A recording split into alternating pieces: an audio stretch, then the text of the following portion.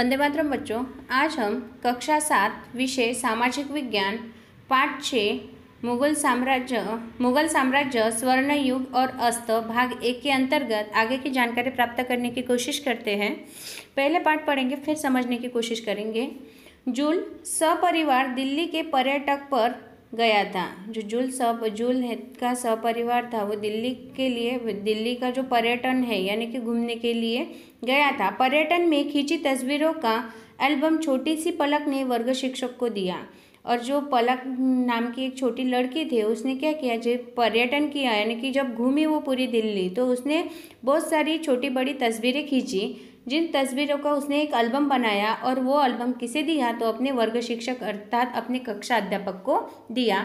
उन्होंने ये चित्र छात्रों को दिखाए और उन्होंने क्या किया यानी कि वर्ग अध्यापक ने क्या किया, वर्ग शिक्षक ने, कि वो जो चित्र का एल्बम था, वो जो चित्र थे, वो चित्र अपने जो विद्यार्थी है या छात्र है उन्हें दिखाए। प्रत्येक चित्र के नीचे एक प्रश्न दिया हुआ था। एक चित्र को देखकर छात्रों ने प्रश्न किया कि साहब, इस चित्र में एक महिला जंजीर क्यों खींच रही है। वर्ग शिक्षक ने उत्तर देते हुए कहा कि यह चित्र मुगल शासक जहांगीर की न्याय व्यवस्था की याद दिलाता है। आज हम कुछ मुगल शासकों के बारे में जानकारी प्राप्त करेंगे। देखिए, फिर जो चित्र का एक एल्बम बनाया हुआ था, उस चित्र के प्रत्येक चित्र के नीचे एक प्रश्न दिया हुआ था और इस चित्र को देखकर छात्रों को भी प्रश्न हुआ कि एक चित्र ऐसा था, जैसे कि यहाँ पे दिया है 6.1, जहांगीर की न्यायप्रियता की एक महिला झरोखे में लटकी हुई जंजीर को खींच रही है। तो ये महिला किस चित्र में जंजीर क्यों खींच रही है, ऐसा प्रश्न एक छात्र ने पूछा। तो वर्ग शिक्षक ने उत्तर देते हुए कहा कि ये चित्र कहाँ का है, तो मुगल शासक जहांगीर की न्याय व्यवस्था की याद दिलाता है। यानी कि मुगल शासक जो थे जहांगीर, इनकी न्याय व्यवस्था किस प्रकार की थी, इसका याद दिलाने वाला ये चित्र है। आज हम कुछ मुगल शासकों के बारे में जानकारी प्राप्त करेंगे। तो जैसे हमने अभी जहांगीर के बारे में एक पढ़ा है कि उनकी न्याय व्यवस्था कैसी थी, तो वैसे मुगल शासक कौन कौन थे या उनकी किस प्रकार से व्यवस्था थी या किस प्रकार से उन्होंने शासन किया, इसके बारे में हम आगे जानकारी प्राप्त करेंगे। मुगल शासकों में सबसे प्रतिभा संपन्न शासक अकबर के निधन के बाद दिल्ली की गद्दी पर उसका पुत्र जहांगीर बैठा। देखिए, मुगल शासकों में सबसे प्रतिभा संपन्न शासक कौन था, अकबर। और उनके निधन के बाद अर्थात उनके मृत्यु के बाद दिल्ली की गद्दी पर उसका पुत्र यानी कि जहांगीर बैठा। तो अकबर का पुत्र कौन, तो जहांगीर। तो दिल्ली की तख्तताज पर वो बैठे जहांगीर। उसके समय में मुगल साम्राज्य का विस्तार ज़्यादा हुआ। देखा जाए तो मुगल साम्राज्य का विस्तार अगर किसी के इसमें ज़्यादा हुआ है तो वो जहांगीर की शासन व्यवस्था के समय मुगल साम्राज्य का विस्तार ज़्यादा हुआ। राज्य में शांति देखने को मिली और जो अशांति थी वो कहीं ना कहीं कम होती हुई दिखाई दी और शांतता प्रस्तापित करने में वो कामयाब रहे। उसके बाद के शासक शाहजहां के शासनकाल में विशेष तौर पर निर्माण कार्य हुआ। अब देखिए, मुगल साम्राज्य का विस्तार किसके काल में हुआ, तो जहांगीर के काल में, ठीक है। और प्रतिभा संपन्न शासक कौन था, तो अकबर था। और अकबर के निधन के बाद दिल्ली के गद्दी पर कौन बैठे, तो उनके पुत्र जहांगीर बैठे। उसके समय में मुगल साम्राज्य का विस्तार अधिक हुआ और राज्य में शांति भी देखने को मिली। फिर उनके बाद आए शासक शाहजहां के शासनकाल में विशेष तौर पर निर्माण कार्य हुआ। फिर शाहजहां आए। जहांगीर के बाद कौन आया शासन करने के लिए, तो शाहजहां। और शाहजहां के शासनकाल में विशेष तौर पर निर्माण कार्य अधिक हुआ, यानी कि निर्माण किसी भी चीज़ का निर्माण कार्य अधिक हुआ।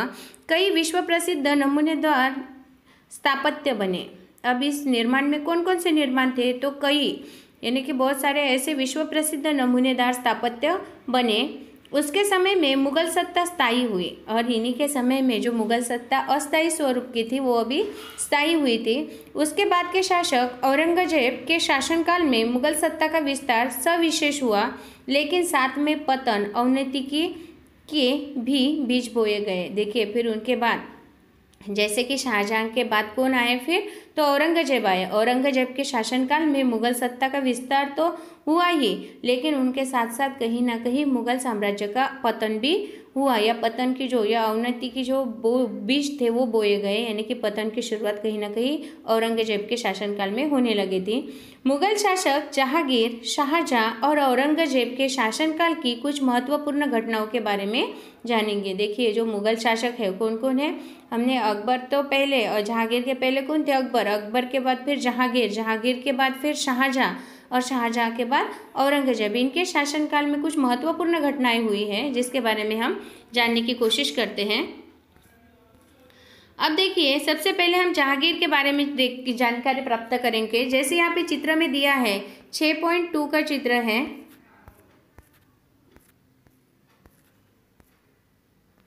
6.2 का जहांगीर, ये जो चित्र दिखाई दे रहा है ये चित्र जहांगीर का है। अब जहांगीर 1605-1627 यानी कि उनका जन्म 1605 में हुआ और मृत्यु 1627 में।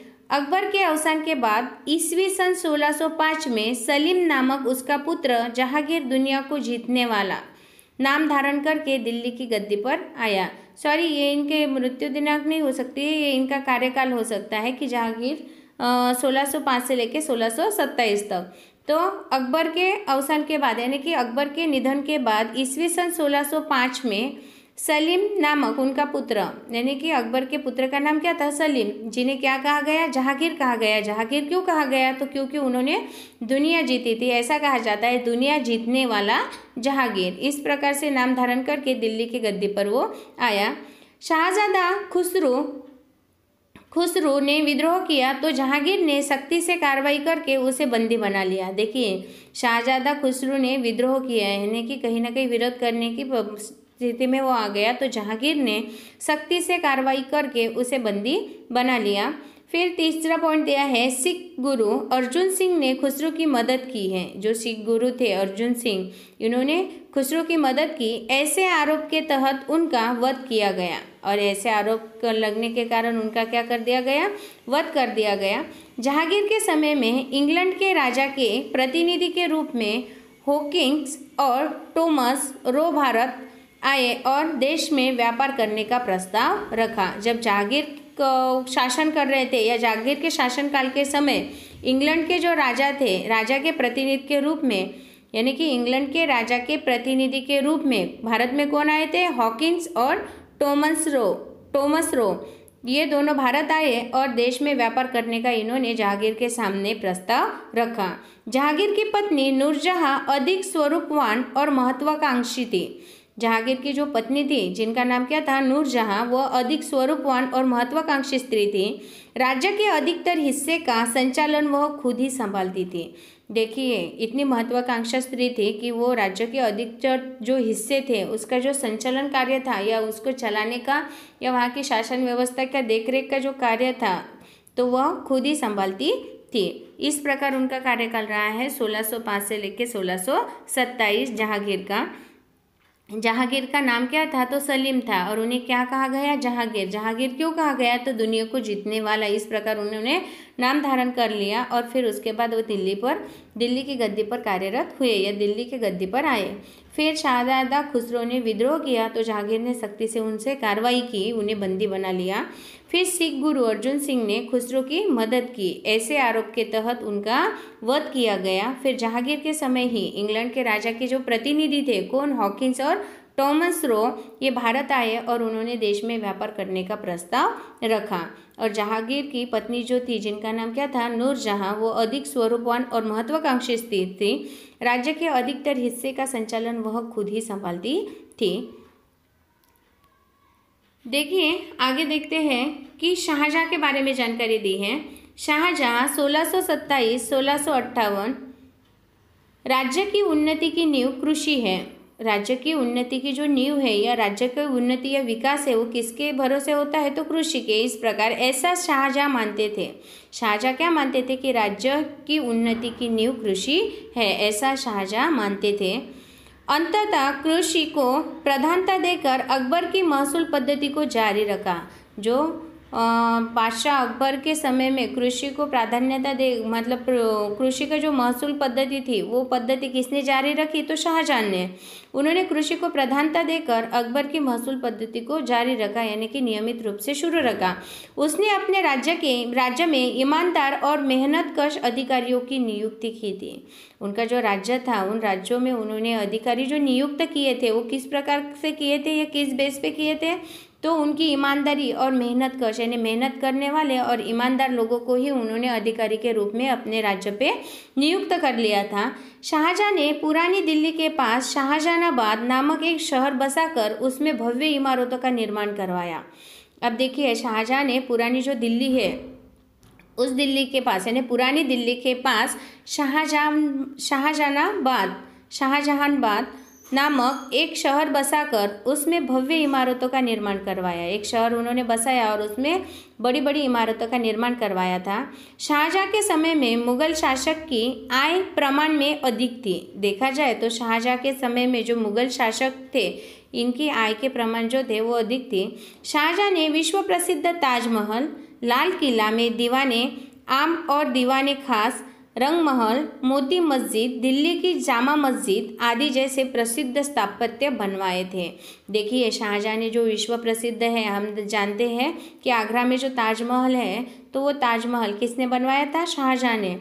और इसी प्रकार से लाल किला में दीवाने आम और दीवाने खास, ये, और फिर रंग महल, मोती मस्जिद, दिल्ली की जामा मस्जिद आदि जैसे प्रसिद्ध स्थापत्य उन्होंने बनवाए थे। किसने बनवाए थे? तो शाहजहां ने। देखिए, राज्य की उन्नति की नींव क्या है? कृषि है, ऐसा शाहजहां मानते थे और इसी के चलते उन्होंने कृषि को प्राधान्यता देकर अकबर की महसूल पद्धति को जारी रखा। यानी कि जो अकबर महसूल वसूल करते थे खेती से, तो उस महसूल पद्धति को भी उन्होंने जारी रखा। उसने अपने राज्य में ऐसे लोगों की नियुक्ति की अधिकारियों के रूप में जो ईमानदार और मेहनतकश थे, यानी कि मेहनत करने वाले और ईमानदार लोगों को उन्होंने अपने राज्य में अधिकारी के रूप में नियुक्त किया था। शाहजहां ने पुरानी दिल्ली के पास शाहजहानाबाद नामक एक शहर बसाकर उसमें भव्य इमारतों का निर्माण करवाया था। और इतना ही नहीं, शाहजहां के समय में मुगल शासक की आय प्रमाण में भी अधिक थी, यानी कि जो आय प्रमाण थी, यानी कि मिल्कत, या फिर हम उसे क्या कहेंगे, से जो आय का प्रमाण था वो अधिक था। फिर शाहजहां ने विश्व में प्रसिद्ध कौन कौन से स्थापत्य बनवाए थे? तो उसमें प्रसिद्ध ताजमहल, लाल किला में दीवाने आम और दीवाने खास, रंग महल, मोती मस्जिद, दिल्ली की जामा मस्जिद आदि जैसे प्रसिद्ध स्थापत्य उन्होंने बनवाए थे। देखिए, आगे देखते हैं। औरंगजेब 1658 से लेकर 1707। औरंगजेब की याद शक्ति गजब की थी। जो औरंगजेब थे, शाहजहां के बाद जो आए औरंगजेब, तो इनकी जो याद शक्ति थी वो गजब की थी, यानी आश्चर्यकारक थी।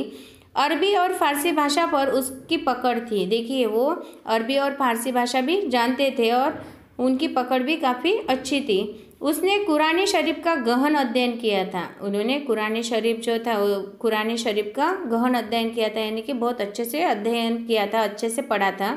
औरंगजेब को कला, संगीत, चित्र में रुचि नहीं थी। देखिए, औरंगजेब जो थे उन्हें ना तो कला में, ना तो संगीत में, ना तो चित्र में किसी भी प्रकार की रुचि थी, यानी कि वो किसी भी प्रकार से उसमें रुचि नहीं रखते थे। मारवाड़ को स्वतंत्र करने हेतु वीर दुर्गादास ने औरंगजेब के साथ अविरत 25 साल तक संघर्ष किया था। देखिए, मारवाड़ को स्वतंत्र करने के लिए वीर दुर्गादास जो थे उन्होंने औरंगजेब के साथ नियमित, यानी कि कंटिन्यू सतत तरीके से 25 साल तक संघर्ष किया था। औरंगजेब का दक्षिण में बीजापुर और गोलकुंडा के शिया राज्यों के साथ भी 25 साल तक संघर्ष चला। और खाली ऐसा नहीं कि मारवाड़ को स्वतंत्र करने हेतु वीर दुर्गादास ने ही औरंगजेब के साथ अविरत 25 साल तक संघर्ष किया, तो औरंगजेब का दक्षिण में भी बीजापुर और गोलकुंडा के शिया राज्यों ने भी 25 साल तक संघर्ष किया और वो संघर्ष उनके बीच में चलता रहा। महाराष्ट्र में शिवाजी ने दक्षिण भारत में मराठा राज्य की स्थापना करके औरंगजेब के सामने लड़ाइयाँ सतत जारी रखी। ये भी आपको भली भांति पता होगा कि महाराष्ट्र में शिवाजी ने दक्षिण भारत में मराठा राज्य की स्थापना की थी और फिर उनके औरंगजेब के सामने उन्होंने जो लड़ाइयाँ रखी वो सतत जारी रही या उन दोनों में सतत लड़ाइयाँ होती रही। औरंगजेब के सामने जाट और सिखों ने भी विद्रोह किया था। देखिए औरंगजेब के सामने जाट और सिखों ने भी विद्रोह किया। मुगल शासक ने जहांगीर, शाहजहां और औरंगजेब के शासनकाल में घटित कुछ घटनाओं के बारे में हमने देखा। अब उस समय के सामाजिक जीवन और शासन व्यवस्था के बारे में जानकारी प्राप्त करेंगे। देखिए कि जो मुगल शासक थे कौन कौन, जहांगीर, शाहजहां और औरंगजेब, इनके शासनकाल में जो घटित कुछ घटनाएं थी महत्वपूर्ण, तो उनके बारे में तो हमने अभी पढ़ा ही है और समझा भी है। अब उस समय की जो सामाजिक जीवन और शासन व्यवस्था थी उसके बारे में हम आगे के जो भाग वीडियो बनेगा या आगे का जो भाग है सामाजिक जीवन और फिर उनकी शासन व्यवस्था, इसके बारे में आगे के वीडियो में जानकारी प्राप्त करेंगे। आशा करती हूँ आज जो मैंने भाग 1 के अंतर्गत आपको पढ़ाया वो भली भांति समझ में आया होगा। धन्यवाद।